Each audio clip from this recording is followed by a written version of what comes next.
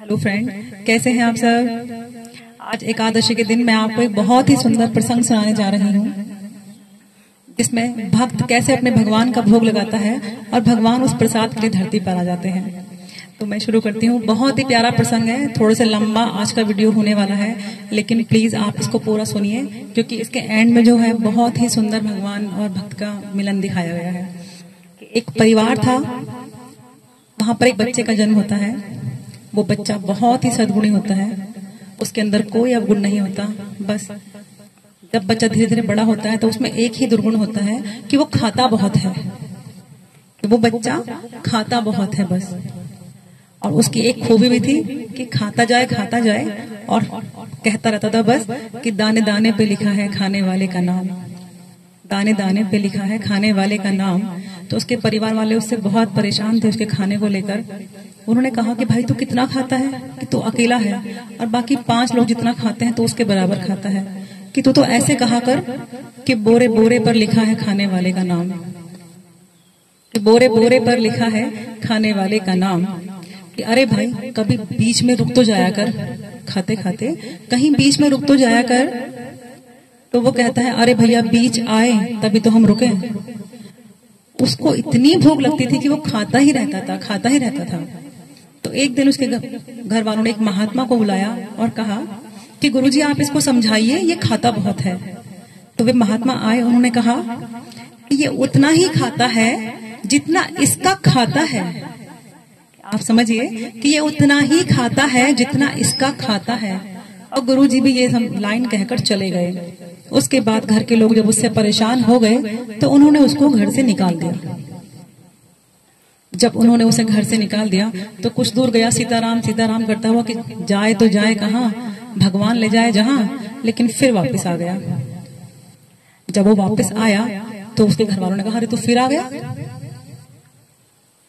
कि हाँ, कि मुझे ऐसा लगा कि शायद मुझे निकाल कर पछता रहे हो आप, शायद मुझे निकाल कर पछता रहे हो आप, यही सोचकर मैं वापस चला आया हूँ। घर वालों को गुस्सा आया, उन्होंने कहा कि तुम जाओ, हमें तुम्हें रखना ही नहीं है घर के अंदर। फिर क्या था, बेचारा सीताराम सीताराम सीताराम कहता हुआ घर से चला गया। जहां उसे भगवान ले जा रहे थे वो वहीं चलता चला जा रहा था। फिर आगे जाकर उसको एक मंदिर दिखाई दिया। वहां मंदिर के बाहर एक महात्मा जी बैठे थे, अच्छे हुष्ट पुष्ट तंदुरुस्त थे। तो उसको लगा कि ये पक्का यहाँ अच्छा खाना पाना सब मिल जाएगा, हमें खाना पानी इन महात्मा जी के पास ही चल लेते हैं। गया गुरु जी के पास, गुरु जी से पूछा कि आप कौन हैं। तो उन्होंने कहा हम इस मंदिर के सेवक हैं। अच्छा महंत जी हैं आप, अच्छा ये और जो लोग घूम रहे हैं आसपास में ये कौन है। ये हमारे चेला है। कि गुरुजी चेला करते क्या है, कुछ नहीं करते, भगवान का नाम जपते हैं और जो थोड़ा बहुत काम होता है वो कर लेते हैं और यहीं पर खाते हैं, यहीं रहते हैं। तो उसे लगा कि इससे बढ़िया तो कोई जगह नहीं है, करना भी कुछ नहीं है, यहाँ पर खाना भी मिल जाएगा आराम से। तो उसने गुरुजी के पैर पकड़ लिए कि गुरुजी बस आज तो आप हमें अपना चेला बना लीजिए, हमें अपना चेला बना लीजिए, हम यहीं रहेंगे। तो गुरुजी ने कहा चलो ठीक है। गुरुजी ने उसको तिलक लगाया, उसके गले में माला पहनाई और उसको अपना चेला बना लिया। फिर उसने पूछा कि गुरुजी यहाँ पंगत कितनी होती है। तो गुरुजी ने कहा कि बेटा यहाँ 5 पंगतें होती हैं। अच्छा हम 5 में जीव लें। हाँ हाँ क्यों नहीं, 5 में जीवो, भगवान का नाम लो, आराम से रहो। चलता रहा ऐसे ही। अब एक दिन सुबह ना कोई चूल्हा जले, ना कोई दांडी बने और ना कोई रसोई बने।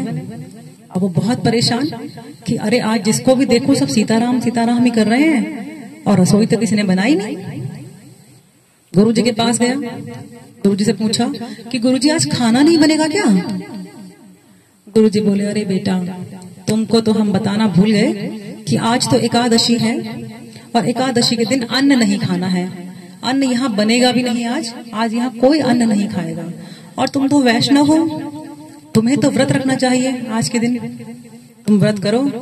तो चेला बोले गुरुजी अगर आपने हमसे एकादशी का व्रत करा लिया तो हम द्वादशी न देख पाएंगे। अगर आप चाहते हो कि हम द्वादशी देख लें तो हमें भोजन दे दीजिए।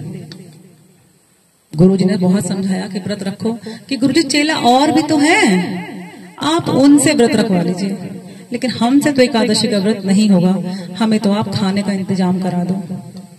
जब वो नहीं माना तो गुरुजी को लगा कि ये भूखा नहीं रह पाएगा। उन्होंने उसको कहा कि ऐसा करो, यहाँ तो बनेगा नहीं, हम तुम्हें कच्चा सामान दिलवा देते हैं, तुम खाना बना लोगे? तो वो कहता है हाँ गुरुजी, मरता सो क्या ना करता कि मैं खाना बना लूंगा, आप मुझे कच्चा सामान दे दो। तो गुरुजी ने उसको सामान दिया और कहा कि तुम नदी किनारे जाना, वहां पेड़ के नीचे बैठकर खाना बनाना, वहीं बराबर में नदी है, और पहले भगवान को भोग लगाना और उसके बाद तुम खुद प्रसाद ग्रहण करना। उसने ऐसा ही किया, वो गया, उसने भोजन बनाया। आप देखिए वो भगवान को कैसे प्रसाद लगाता है। बहुत सुंदर प्रसंग है आगे जो मैं सुनाने वाली हूँ, बहुत ही अच्छा। तो अब वो भक्त जो था वो अपना कच्चा सामान लेकर नदी के किनारे गया, वहां बैठकर उसने भोजन बनाया और भगवान को भोग लगाना अभी उसको याद नहीं था। अभी उसने केवल भोजन बनाया और जैसे ही वो खाने को शुरू करा तो उसे एकदम अचानक ध्यान आया कि अरे गुरुजी ने कहा था कि पहले भगवान का भोग लगाना है। अब भगवान का भोग कैसे लगाते हैं उसे तो ये आता ही नहीं था, क्योंकि उसने कभी कुछ करा ही नहीं कि भगवान का भोग में कैसे होता है। बहुत ही सुंदर प्रसंग है। अब उसने क्या करा, उसको जो जितना आया उसने सुना, उसने उतनी लाइन वहां पर गा दी। तो उसने किस तरह भगवान को बुलाया कि राजा राम आइए, प्रभु राम आइए, राजा राम आइए, प्रभु राम आइए, मेरे भोजन का भोग लगा जाइए। वो राजा राम आइए, प्रभु राम आइए, मेरे भोजन का भोग लगा जाइए। अब बहुत देर हो गई, भगवान आए नहीं और उसका भोग के कारण बहुत बुरा हाल। उसको क्या पता कि जो भोग लगता है वो ऐसे ही होता है कि भगवान आते तो है नहीं, हम कहते हैं और अपने मन में समझ लेते हैं कि भगवान ने भोग लगा लिया। अब वो बहुत बुलाया भगवान जी को, तो उसके मन में आया कि भगवान क्यों आएंगे, यहाँ तो रूखी रोटी नदी का पानी है और वहां भगवान मंदिरों में ठाट का भोजन करते हैं, तो भगवान तो यहाँ नहीं आएंगे इसका मतलब। तो अपने मन में कहने लगा कि अरे भगवान, जैसे तैसे जान बचाकर तो मैं आया हूँ मंदिर से, कि मंदिर में तो आज खाना नहीं मिलेगा, भूखे रहना हो तो बैठे रहो मंदिर में और प्रसाद पाना हो तो आ जाओ यहाँ। उसकी ये बात कहनी थी कि भगवान वहां पर आ गए, क्योंकि लग रहा था उसको कि भगवान तो भ्रम में जी रहे हैं कि मंदिर में खाना मिलेगा, मंदिर में तो आज खाना मिलना ही नहीं है। जब उसने कहा कि प्रभु ऐसे ऐसे आज है कि खाना नहीं मिलेगा, तो भगवान आ गए वहां पर उससे मिलने। अब भगवान अकेले नहीं आए, भगवान साथ में सीता जी को ले आए। अब उसका तो गले में हड्डी अटकने वाली हाल हो गई कि रोटी बनाई थी 4, 2 जनों की, आ गए 3, कि अब कैसे होगा। तो भगवान बोले क्या हुआ, कुछ नहीं भगवान, आओ आओ आप प्रसाद पालो। भगवान ने फिर भी कहा कि कोई बात हो तो बता दो।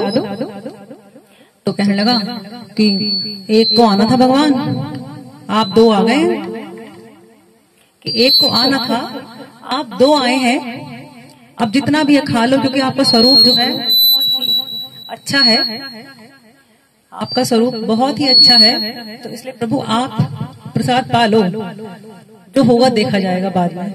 तो कोई बात नहीं, ऐसे भगवान ने भी पहले प्रसाद ग्रहण करा, सीता माता ने भी ग्रहण करा, और जो बचा वो उसने भी पा लिया। कोई नहीं, अब वो अपने आश्रम चला गया। ऐसे ही चलता रहा। फिर दूसरी एकादशी आई, लेकिन जाने से पहले उसने भगवान के पैर पकड़े। तो भगवान ने कहा अब क्या हुआ। तो वो कहता है भगवान अगली बार ना जल्दी आना, मुझे ना भूख बहुत लगती है, आप ना देर से बहुत आते हो। इतना कहकर वो वहां से चला गया। अब अगली एकादशी आई, गुरुजी ने फिर खाने का सामान दिया। गुरुजी ने उसको कहा कि जाओ बेटा नदी किनारे अपना भोजन बनाओ। तो उसने कहा गुरुजी थोड़ा सामान ज्यादा देना, आपने कहा था 1 प्रभु आएंगे, वहां 2 आए थे। गुरुजी को हंसी आ गई, बोले ज्यादा भूख लग रही होगी इसलिए कह रहा है। तो गुरुजी ने उसको कह दिया कि ठीक है भाई 2 जनों का खाना रखवा दो इसके पास। अब वो अपना सर पे सारा सामान रख के चला, वहां जाके बनाया, खाना बनाया, और जैसे ही उसने भगवान को बुलाया तो भगवान आ गए। अब इस बार क्या था, भगवान भी आए, सीता माता भी आई, लक्ष्मण जी भी आ गए। अब उन सबको देखकर तो उसको बहुत ही गुस्सा आया। उसने फिर भगवान ने पूछा क्या हुआ। जब उसने सिर झुकाया तो बोला कुछ नहीं, आओ आओ प्रसाद पालो। कि भगवान लेकिन एक बात पूछनी है आपसे कि सीता माता तक तो ठीक है, ये कौन है जो आप साथ में लाए हो। तो उन्होंने कहा ये ना हमारे बहुत छोटे और प्यारे भाई हैं।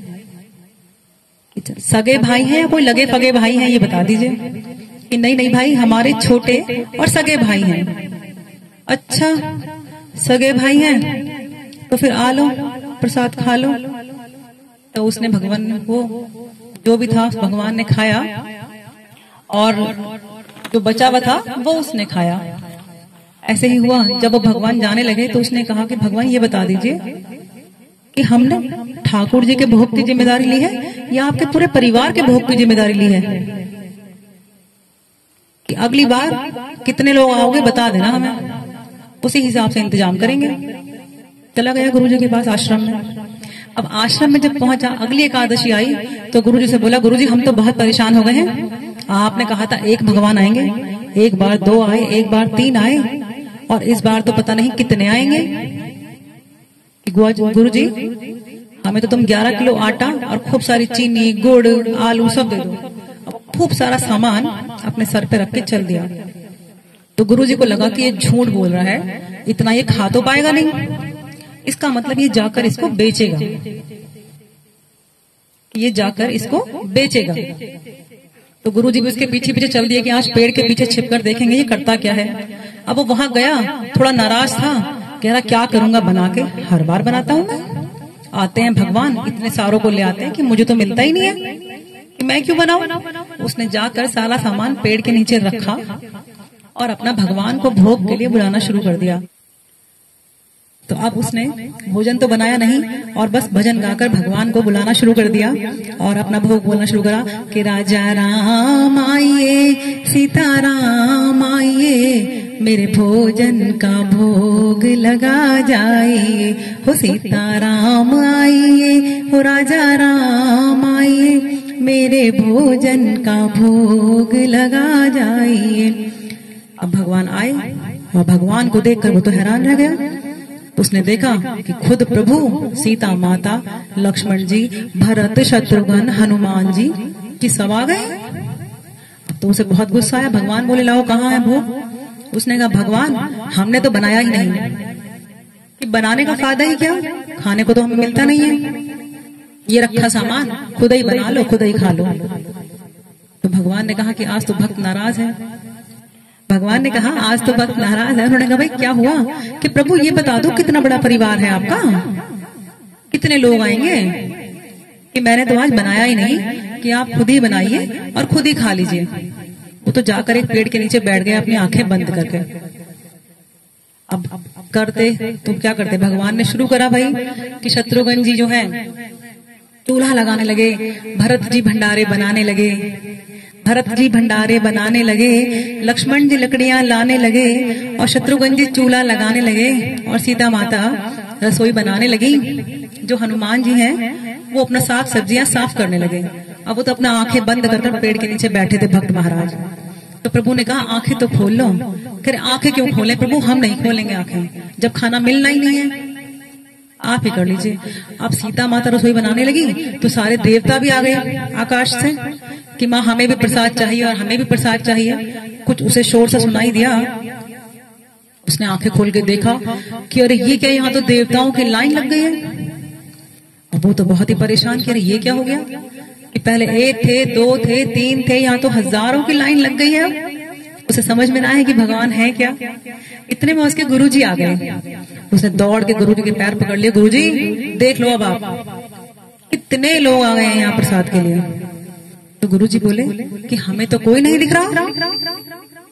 उसने कहा गुरुजी इतने सारे लोग हैं आपको कैसे नहीं दिख रहे।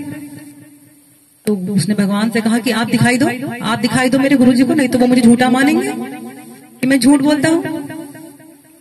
तो भगवान बोले कि हम गुरुजी को नहीं दिखाई देंगे।